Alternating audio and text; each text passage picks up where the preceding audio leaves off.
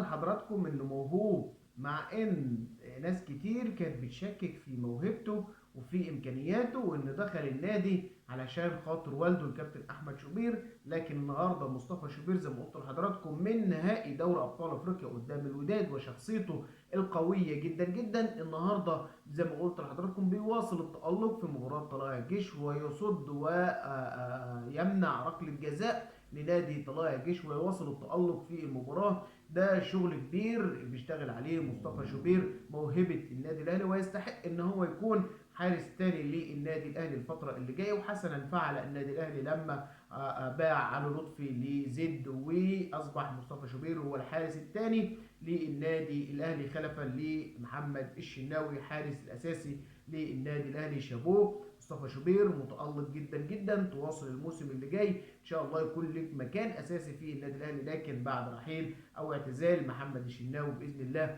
يعني مصطفى شوبير هو حارس مرمى النادي الاهلي، ومستقبل حراسه مرمى نادي الاهلي ومنتخب مصر القادم بقوه باذن الله.